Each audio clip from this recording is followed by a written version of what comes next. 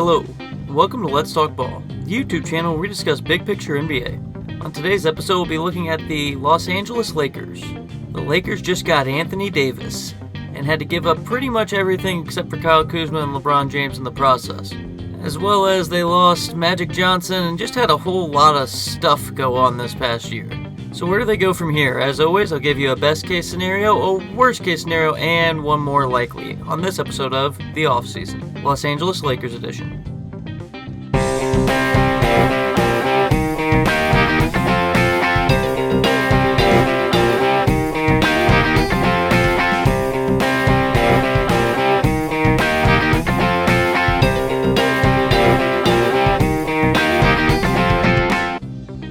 Anthony Davis could very well be the best player that LeBron James has ever played with.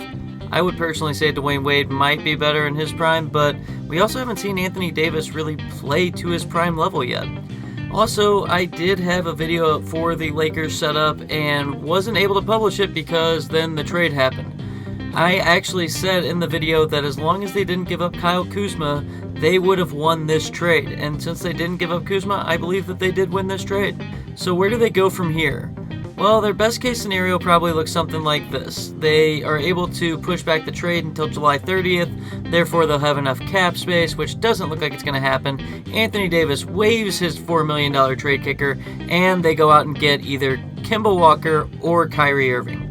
LeBron typically works best with a big above him and a smaller guy playing more of a guard position. Think Dwayne Wade, Chris Bosh, think Kevin Love, and Kyrie Irving. So who would be the best point guard would be Kyrie would probably be better, but Kemba would also be a welcomed addition to this team. If you have Kyrie, LeBron, Kuzma, and AD, I'm pretty sure I could step in and start on that team and we'd make the playoffs and win 50 games easy.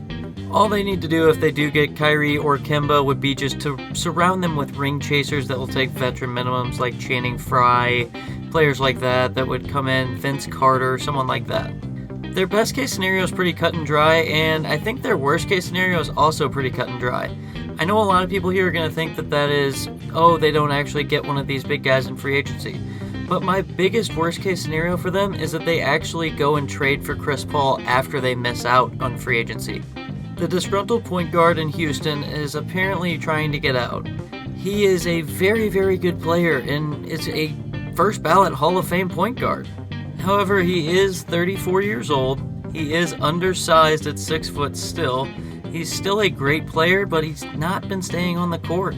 He hasn't played 70 games in the last 3 seasons. Not exactly what you want from a guy making 38 in 1920, 41 in 2021, and $44 million in 21-22 season. Not to mention that's right around the same time LeBron James' contract is up, and they would both be done right around the same time.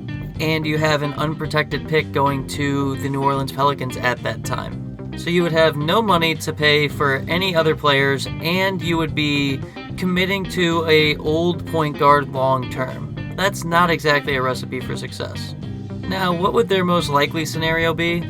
I could see them going out and getting a bunch of veteran players to put around this core of Kyle Kuzma, LeBron, and Anthony Davis. Well, it looks like they're going to need 2 wings, 2 points, and 1 big to go in with this team. They can probably bring JaVale McGee back as one of the bigs. They can probably bring Rajon Rondo back as one of the points. Then you get Trevor Ariza, Danny Green, and George Hill, maybe something like that, where you can get a veteran team put around these guys of high IQ players, some 3-and-D guys. You'd be able to shoot the ball well around LeBron, around AD, and you could really go into the playoffs with a good chance at being a favorite to win it all. Honestly, this might be also their best case scenario. I don't know that really spending all of that money on Kyrie and then filling in with minimum level players is really the way to go. So what do you see the Lakers doing now that they've gotten their crown jewel of Anthony Davis?